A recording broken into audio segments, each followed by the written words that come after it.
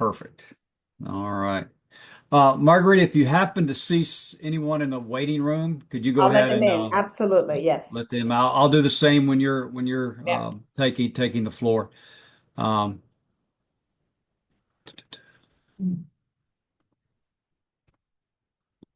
taking the floor. This is virtual. You don't take a floor in the virtual. You take.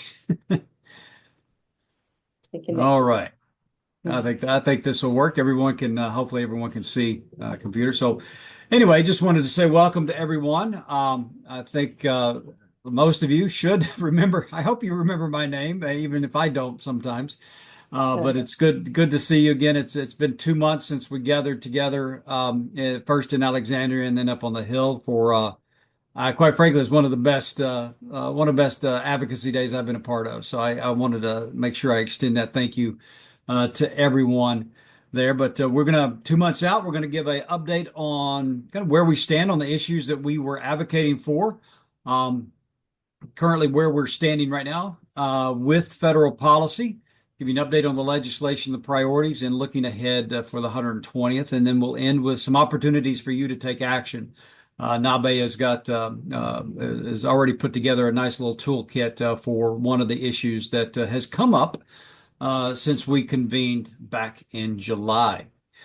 So welcome to everyone. Again, I'm Jeff Hutchison with TESOL International Association, Director of Public Affairs, and I am today joined by a wonderful colleague that I've gotten to know very well over the past few months. So I wanted to turn it over to you, Margarita, for a quick hello. Hey, everybody. Welcome, welcome, and hello. I'm so glad to see everyone virtually. And we are so excited that you are here. And just wanted to thank TESOL for the partnership. And really, I hope that all of you are doing well. And that's it. Thank you so much. Gracias for being here. All right, thank you. Uh, just a couple of quick stats from the advocacy days. We had 70 plus attendees. We had more than that if you count all the people that came in and said hi as we went through those 2 days. But we had 23 states plus DC and Jesus. So what was that other place we had represented? Spain, right? Yes, yes. He may have gone off for a second. Okay. Anyway, so we had 23 states plus DC and Spain represented with us. I've always said this. I hope that one day that we will not just have every state represented, but a whole group from every state. I think Texas really set the bar high with what they did. So it was great to see both Nabe and TESOL, as the people there don't, getting to know each other and intermixing on issues that affect both of us. So wonderful to see that. And I don't have exact numbers, but I'm estimating we probably touched at some point close to 150 members of Congress. So I mean, I think people were talking about how many miles they got over the course of that Wednesday when we were up on the Hill. So looking forward to not replicating, but doing it even better next year. TESOL and NABE have already had preliminary discussions and look for a save the date coming later this year as we put this together for 2027 and a new Congress. So let's go through the kind of where we are. One of the well, probably the only piece of real legislation that was on the docket that we were advocating for. I know our primary focus was on appropriations, but that key piece was the Protect Sensitive Locations Act. So just a few things on that.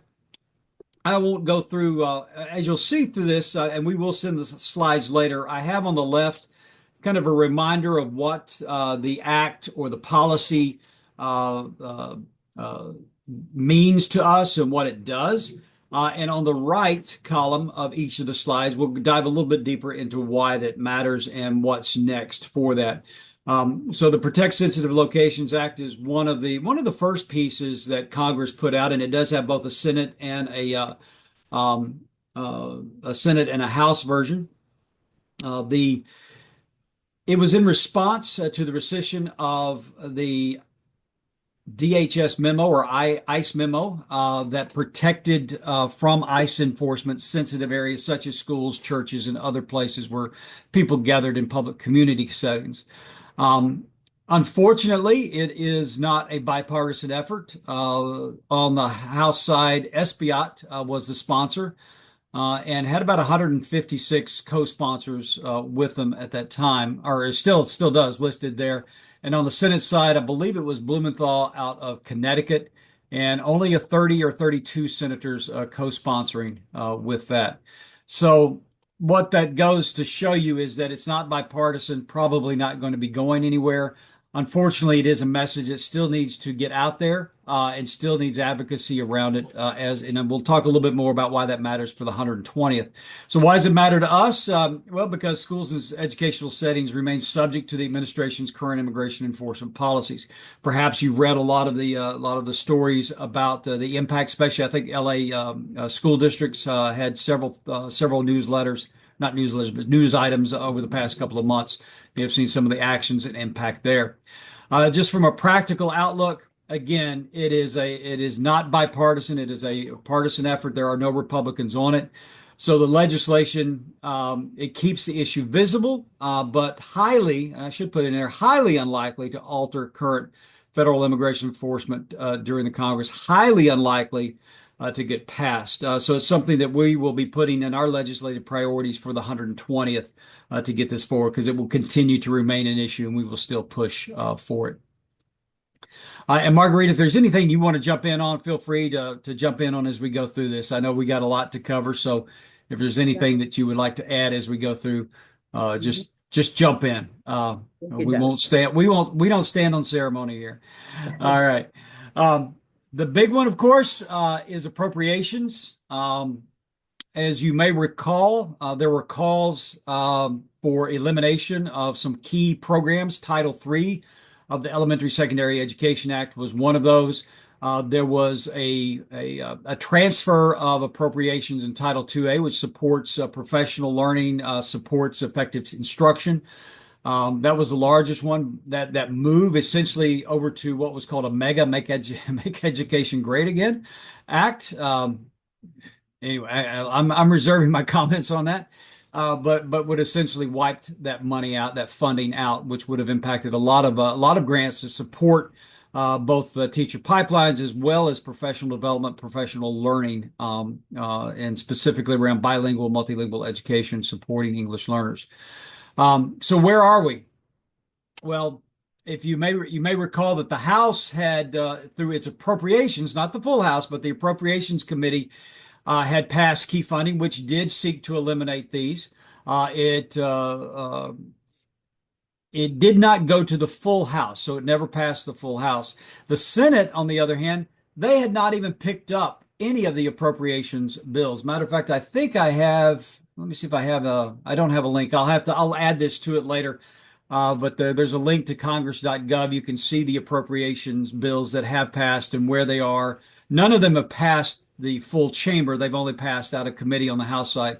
And on the Senate side, they haven't even taken them up, not even in the subcommittees.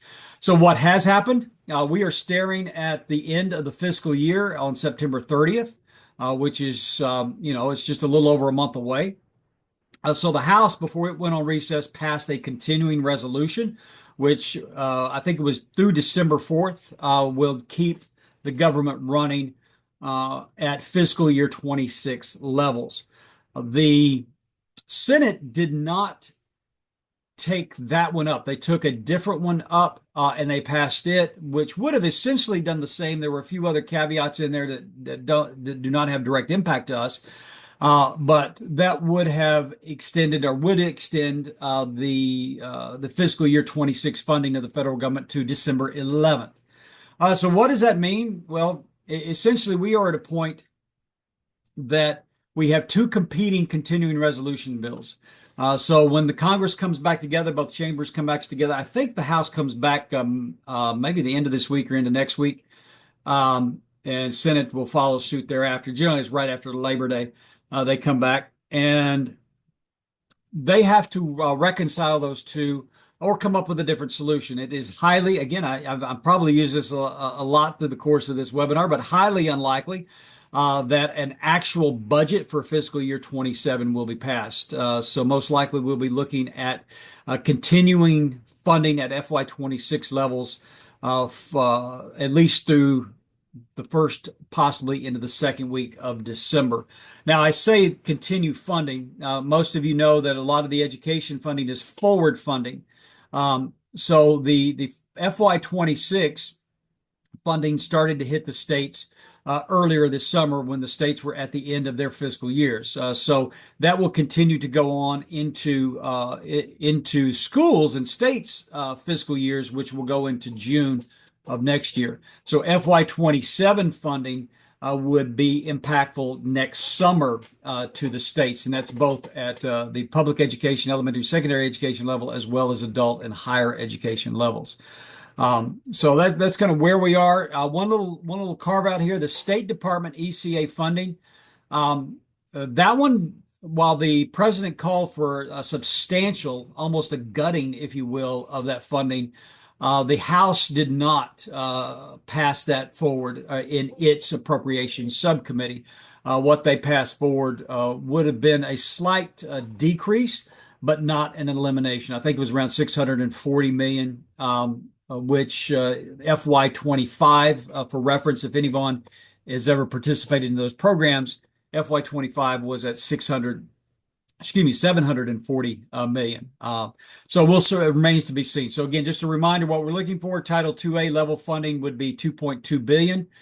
Title 3 of ESEA, level funding would be 890 million. We were asking for 1 billion.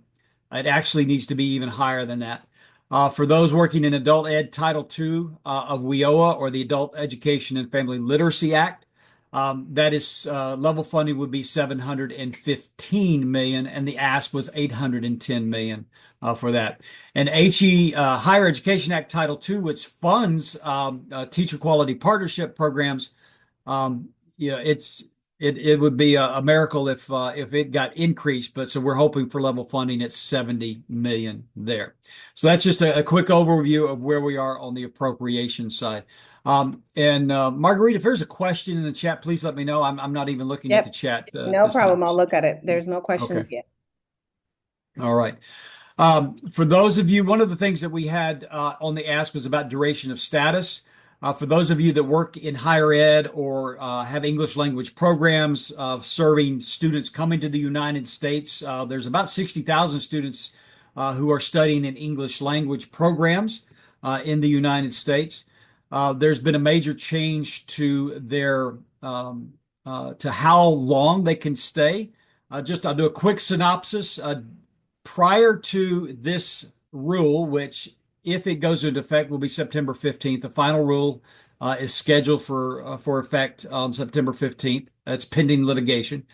Prior to that, students who came to study in the United States, even if they were studying only English, could stay as long as they were engaged towards achieving their educational goals or degrees or what their study was. That has now changed. Now they are putting limits, and then students on an academic journey, for example, if they come and study English, go into an undergraduate program, into a doctorate or a master's program, and then to a doctorate program and a post program, they will have to go through a series of extensions, an expensive process and an uncertain process.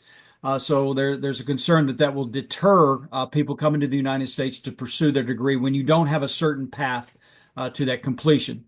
And as many of you may be aware, when you're an international student coming to the United States, you are paying the most expensive part there is, especially if you're going to public education. You're paying out of pocket, or not, excuse me, not out of pocket, out of state tuition.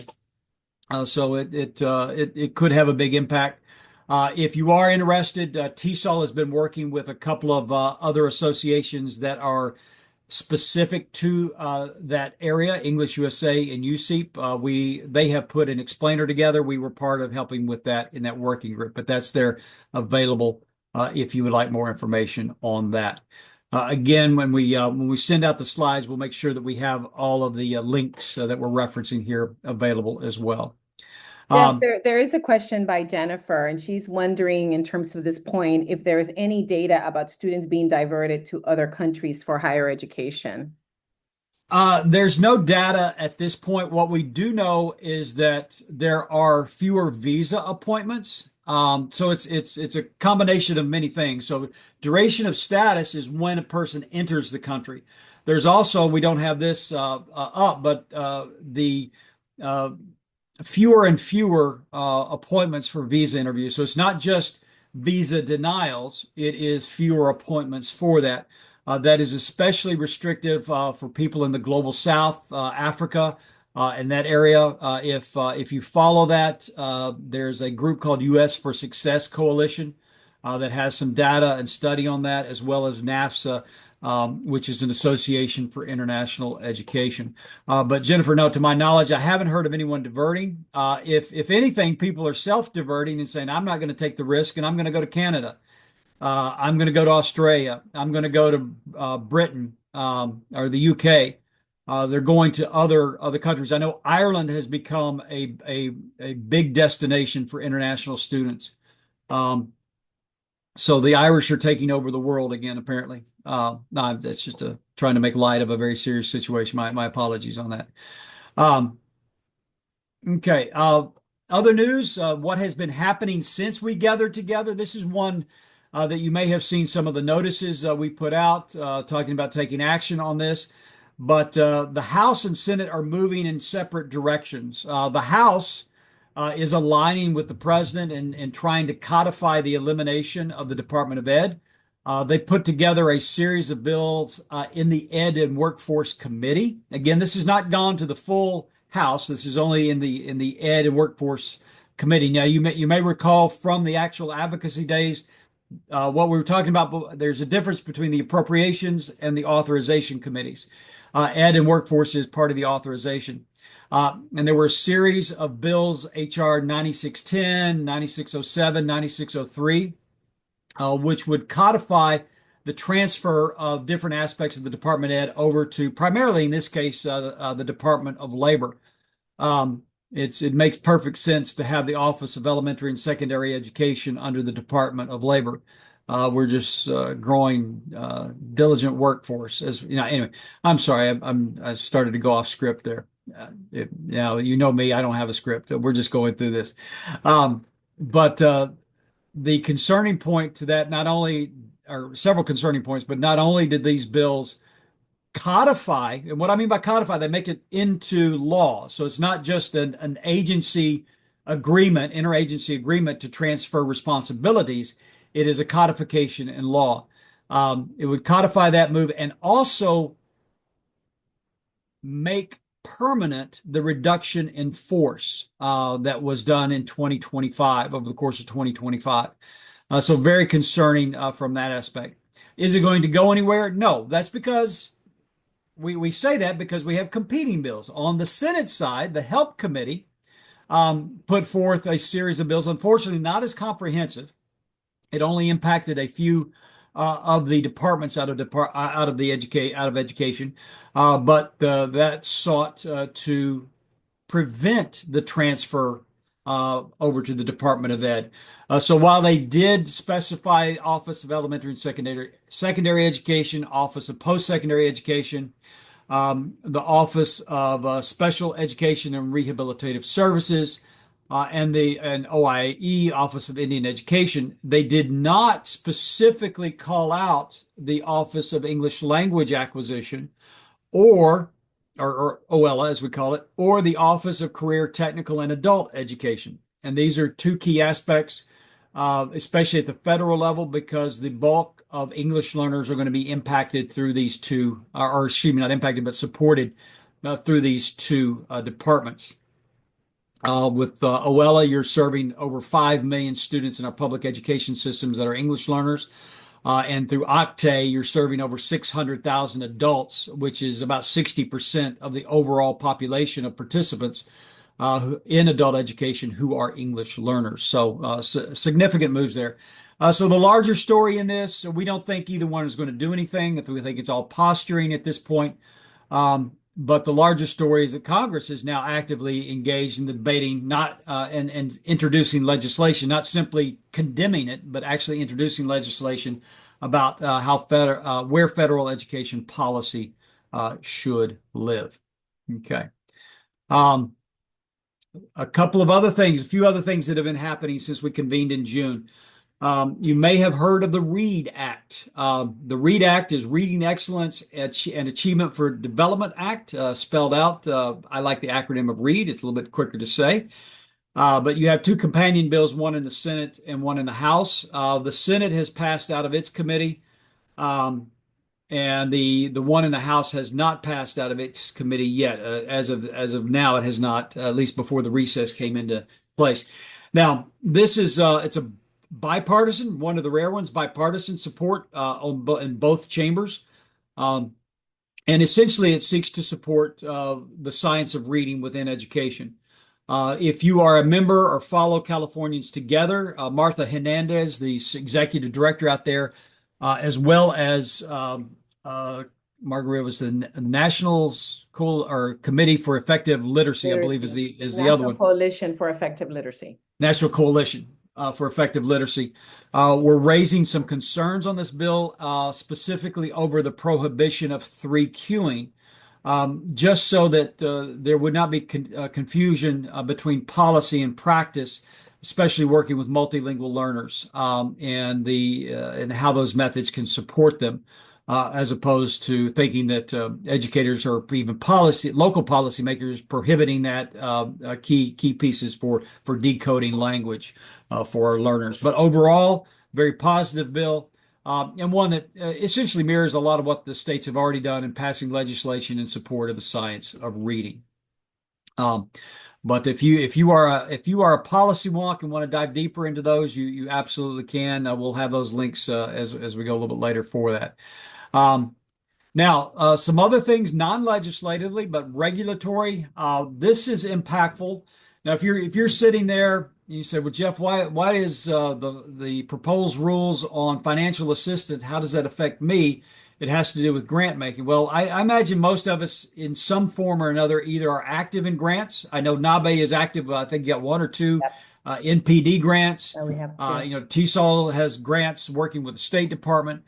But the federal financial assistance rules governing the use of that would have put restrictions, or will put restrictions in this proposed rule of how those funds can be used. And most impactful will be, whether it's restrictions or complete prohibitions on the use of funds to go to conferences, professional conferences, to present your work, your research, to become members of associations that are areas where you can learn more to support what you're doing.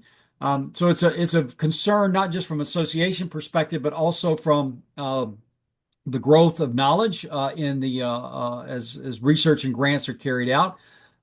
Whether it's development of new research and new knowledge, or it's a practical application and professional learning and development of those impacted by the grants. Now, key here is that I think in the history of the federal rulemaking process, no notice of proposed rulemaking has ever received this many comments from the public. There were over 500,000 comments from the public on this. I don't know what they're going to do with that, but the key to this, and going back to the appropriations, the Senate continuing resolution that they put together, remember that through December 11th, would prohibit OMB from issuing or finalizing this rule while the continuing resolution is in place. Senator Collins out of Maine has come out very much against this. One of the key things that she has focused on is, and this is one that I didn't even mention, but it's you kind of step back and you go, huh? The Instead of reviewers for grants, it would be political appointees who would determine who and when and if they continue the grants in this case. So it is a process that is ripe with just problems at the wazoo. You're welcome to, yeah, that's a technical term, wazoo. I didn't say that in the comment. TESOL did not put that in the comment section. But if you would like to read our comments, we do have those there available for you. Um, Again, keeping with, oh, and let me give you some context here for those who are not aware. Well, the Federal Register and the rulemaking process, when federal agencies want to change, codify, or not codify, but change regulations or change interpretations or processes of regulations, not law, but regulations, they have to go through the Federal Register and they put a notice of proposed rulemaking out. And depending upon the impact, that period, comment period could be 30 days, could be 60 days, could be 90 days. Then once they have taken in the comments, they're required by law to read all of those comments. So, just imagine 500,000 comments you got to go through. I'm not sure who has to read those, and they have to provide some substantive response to those. Now, whether they actually do or not can be debated. Um, but then when they come out with the final rule, they could adopt the proposed rule as is. They could make changes based upon the comments, or they could realize what we're all hoping for in this case is that that was a stupid idea, and they're not going to do it. We don't know, but when they come out with the final rule, sometimes they could give you 30 days or 60 days when it becomes in effect. Same thing on the duration of status. That final rule came out about a month ago, but it goes into effect on the 15th of September. In this case, the hope they want the final rule. They have even said in the notice of proposed rulemaking they want the final rule to take effect when the fiscal year begins. So it will have immediate impact on the monies for fiscal year 27. Some associations are talking. There's widespread agreement, but who knows if it's accurate. That would not impact fiscal year 26 money. So if you're using fiscal year 26 money to go to a conference like NABE or TESOL in the spring, it should still be okay. But what that will do if and when, or if or when this rule becomes a final rule, we'll have to see what it says and kind of gauge what the impact is from there. Another proposed rule is a change to Head Start. And this one, Marguerite, I'm going to turn this one over to you. And if you want me to just go to the second slide and talk from that, I've got, just so everyone knows, NABE has already put together some comments on what the proposed rule would do here. And I'll give everyone a second here if you want to grab those comments, the QR code there. We will make those available when we send those out, those comments. But Marguerite, I'll turn it over to you for further explanation. Perfect. Thank you. Thank you, Jeff. So right now there's a proposed federal rule that would fundamentally change how Head Start serves multilingual children.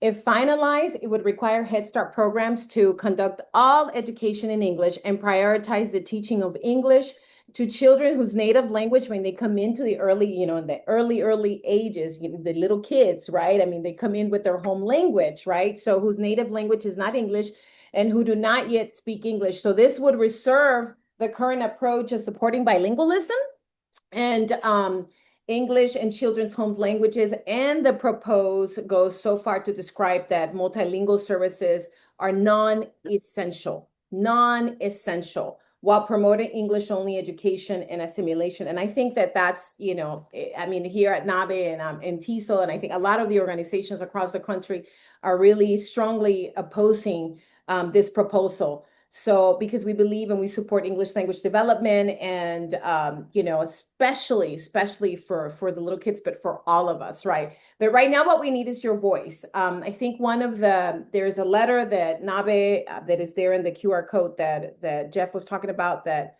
we released completely against this. Also, there is public comment that's going to close by October 6th. So we really, really, really need everybody's voice. I hope we get more than 500,000 comments. I do believe that these comments make a difference. We as educators, as families, researchers, this is not okay. So we need to, take action. Please go to the link that Jeff has here and share it with everyone that you know. We really need to make sure that your voices are heard and that we're speaking out against this situation because it's just not it's not okay. So take a picture of your QR code, follow us on social media. We're also just had a webinar around Head Start, and you can find that webinar also on YouTube. And we're going to have another one in about probably 2 or 3 weeks following up on this issue. But please, please, please submit your public comment by October 6th. Yeah. So there's the QR code. Also in the slides, it goes a little bit deeper in the summation. And we're going to have in just a minute, we're going to be coming back to this with how you can take action. So talk about what that might look like for you when you do that. So thank you, Margarita. Margarita. I will get that pronunciation. Fine. So lastly here on things that have been happening since we gathered in June. Well, actually, one of them was kind of right as we were gathered in June. But it's a continuing erosion of civil rights enforcement. There's two key things that have happened. The left side here is talking about Title VI enforcement on the Department of Ed, removing disparate impact. So in other words, their focus is going to be they're going to center on intentional discrimination as opposed to impact discrimination. So you might have a policy that produces an unintended impact. They're not going to be looking at that. They're going to be looking only at that which is discriminatory in intent on policy. And then in June, the Department of Ed was shifting. They'd already, of course, drastically decreased. I believe it was only 7 of the 12 or 5 of the 12 OCR offices were left after the RIF, the reduction in force. And then this June, through an interagency transfer or interagency agreement, Ed is moving the role of evaluation, investigation, and resolution of civil rights complaints to the Department of Justice. What is left in the wake is they are going to be focused on what the administration is focused on, is what they see. And I will be paraphrasing in the vernacular, but wokeism, if you will, things that they determine in like diversity or equity or inclusion that they see as discriminatory. What will be lost is, or excuse me, not lost, but what will be diminished or deprioritized will be the educational rights and access for English learners, and that we're already seeing to a certain degree. These complaints are not being brought up or taken forward. So why it matters? Well, national origin protections remain, and national, the law remains the same. The Civil Rights Act of 1964 is still there. The Educational Opportunity Act is still there. Equal Educational Opportunity Act of 1974 is still there. Lau v. Nickel is still there. Plyler v. Doe is still there. Castanedas is still there. These are the key codifications of rights for English learners, bilingual learners, multilingual learners in the country. So the federal government right now may deprioritize, but it does not change the law. We do have, I think I shared it with you at the Advocacy Days, but happy if you don't have it, I'll put the link in when I send the recording out. We have a statement on that stemmed back from last year when the department rescinded the January 2015 letter on the rights of English learners, including extending into their families and how you engage with families and language access. So I would encourage everyone in their own advocacy, especially at the local level, that these things you should be aware of. So even though there might not be a focus from the civil rights area, an investigation and enforcement, you can continue to advocate based upon the law for these things to be in process, implemented in procedures for your local schools. So just wanted to put that on the highlight, but it continues a pattern, not just a pattern, but it continues an intentional redirection of what is defining enforcement of civil rights and how it impacts English learners.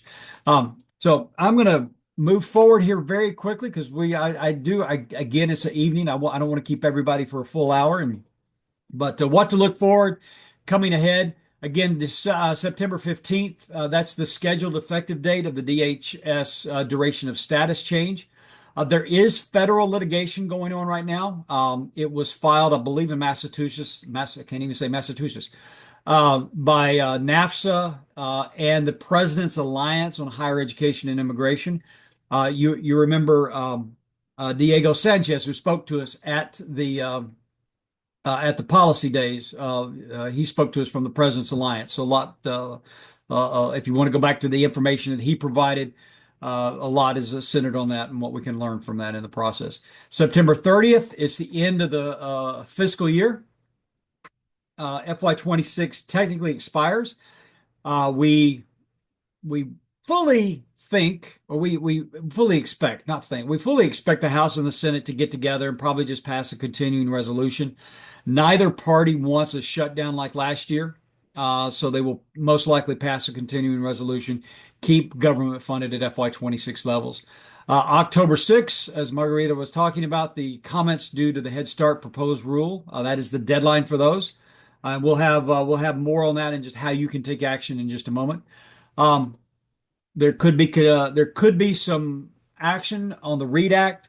Probably some more action on the competing bills on the preservation or the elimination, depending upon if your House or Senate, of the Department of Ed. But again, because they're competing, doubtful that it will go anywhere, but it could set a tone based upon the elections of what happens in the 120th. And then assuming that the continuing resolutions are reconciled and it goes to sometime in December, that's when we'll probably be picking up a lot of action again, maybe calls for action for you to support funding, support appropriations for educators, schools, and learners in this process. And then January 2027, guess what? It starts all over again. That's the end of the 119th. All of those pieces of legislation that we talked about, we got to find our champions again and get them reintroduced. So unfortunately, Esbiot will not be there. We know that. He lost his primary. So we've got to find another champion for the Protect Sensitive Locations Act. I've already been in conversation with Lucy McBath out of Georgia, her office, and my representative about some things that could support paraprofessionals. And we've asked for specific language in there that would support those serving English learners in that. So we're already gearing up. We'll have more on that. As a matter of fact, we will roll out I think, probably late October, but before the elections, our priorities for the 120th Congress. So we'll talk more about that when we get into October. So that's what's coming up. So between now and then, what can you do? You already know this. So if you are looking at this action center and you say, "What is this, Jeff?" Ooh, I don't believe anybody on here will be saying that because I think you are the advocates. You're out there sending your letters to Congress and members of Congress, but make sure you sign up. We will send out alerts on that. Continue to raise your voice for Congress. If you're not registered to vote, make sure you are. Invite your community to get registered for voting.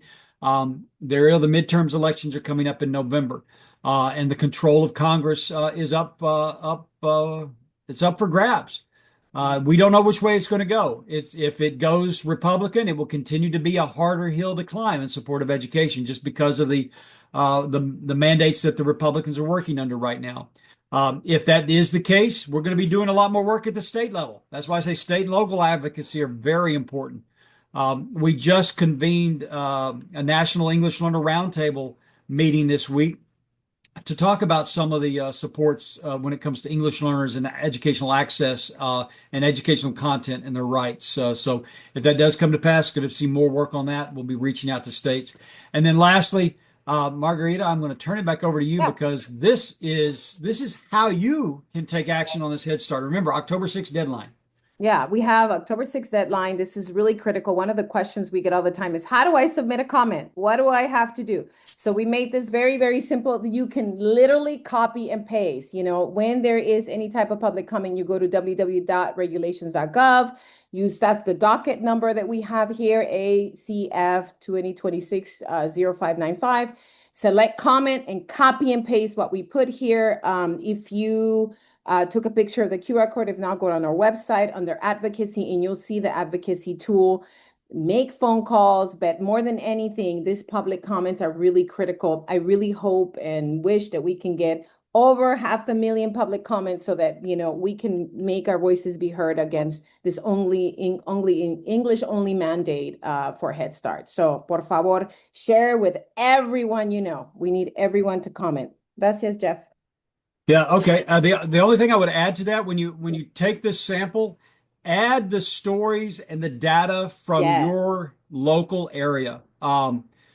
Make it about you. So don't, make sure that you're adding that story. How many if you're serving in Head Start, how many learners are there, how many educators, what would be the impact, what would be the impact of communities, language access, etc. It needs to be specific, full of data. Full of data. If you can provide that, it makes it even stronger in that. So thank you, Margarita. Thank you for putting that and pointing that to direction we'll out there. So Yes, Margarita, there's a you're question online. There's a question yes. online. Are there any state initiatives related to ELLs that are coming up during the midterms that you know? Well, at the state level, it was not so much the midterms. The state legislatures are, because they vary widely. We got 50 different states, and all of them like to do things their own way. Some states don't take up bills or policy until they meet, which could be anytime between January and March. Some states will start taking up bills and policy, not in debate, but getting it ready for introduction in the fall, late fall.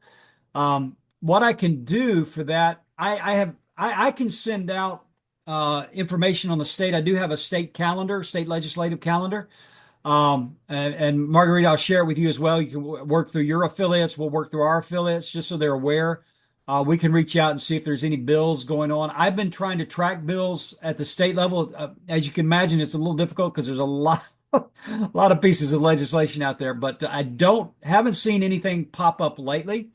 Now, on the positive side with that, like I said, the National English Learner Roundtable has been working with a group that has templates that would be useful for state level legislation, very similar to what the state of Illinois did with the Safe Schools Act. And in it is a key component of protecting access and protecting family engagement for English learners in that process. So once those are final and ready, I know that TESOL will be working with the state affiliates and providing support for states that have opportunity in those areas. But I'm sorry, that's a long answer to your question. The short answer is no, I'm not aware of anything right now. Those will be coming up a little bit later once the state legislatures start gearing back up in that process. So thank you for that. Are there any other comments before we? That would be it. That was the only comment. Okay. All right. Perfect. And so let's see, Margarita, tell us. So we'll end this with just kind of what's ahead for NABE and TESOL. Yeah, wonderful. So we wanted to share with you that Puerto Rico has taken a really historic step in moving forward by establishing bilingual education as public policy for all schools in Puerto Rico. We're working very closely with the Puerto Rico Association for Bilingual Education and the Puerto Rico Education Department. And more to come. We are going with the Department of Education. We are going to have a bilingual education week. Where we're bringing all of the different schools to do professional development, to talk about bilingualism. And so there's a lot more that will be coming around that. And this is really a historic step. And, there will be many opportunities for us to be able to support our colegas in Puerto Rico, our bilingual teachers in Puerto Rico. They went from having 30 something schools, I think 36 schools, to 119 bilingual schools in 1 year. So this is really exciting. And NABE is so proud to be working with PRAVE and the Puerto Rico Department of Education around this. And we had a press conference where this was announced. So much more to come around this and ways in which you can support and advocate the teachers in Puerto Rico as well. And I think aside from that, we have our national conference that is going to be in February, February 17th, really 18th to the 17th to the 19th. Please join us. It's going to be at the Disney Resort in Orlando, Florida. We hope to see you there. We have some amazing speakers already lined up. We have a great panel with the Puerto Rico Department of Education. There's just a lot happening, and so we hope to see you there. Then we have our Leadership Institute that's going to be in Hawaii. It's going to be in the month of March. The official flyer is coming out within a week and a half, if I'm not mistaken. And so please sign up and come to Hawaii in March and be with us in this wonderful Leadership Institute. So muchas gracias for all that you do. Thank you so much. Thank you, Margarita. And for TESOL, we have our virtual convention coming up just next month, the 20th and 21st. And we are sharing this with not just you, but I've also shared it with NABE, that we would be very happy to have all of you there. So we're going to send a discount, it's a discount code. So you can save 20% off registration. Clara says, next month I want to live on Jeff's timeline. I wish I was going to Hawaii. I saw that in the chat. But I just put the code in, so please feel free if you would like to participate in our virtual convention the 20th and 21st. There will be a series of live and pre-recorded sessions, so you will be able to access those even, I think, for 3 months or maybe more afterwards. So even if you say 21st, I can't attend, well, you can still sign up and you'll still have access to all of the content that is available there. And then we have now this is, you got, Margarita, you got me all mixed up here. You're going to be in Hawaii in spring. You said March. Yeah. And I'm going to be in Houston in March. So I hope those aren't the same dates. But anyway. They're not the same day. They're not the same date. No. Not the same days. Okay. All right. But we have Hawaii, ours coming up. We have ours coming up in Houston, Texas, in March 15th to the 18th of next year. So with that, I just want to say, here we go. Just wanted to say thank you to everyone. Thank you for being an ardent advocate. Thank you for continuing to be here today, for being with us in June. Look forward to continued collaboration and support as we go forward. And as always, please feel free to reach out to me, reach out to Margarita.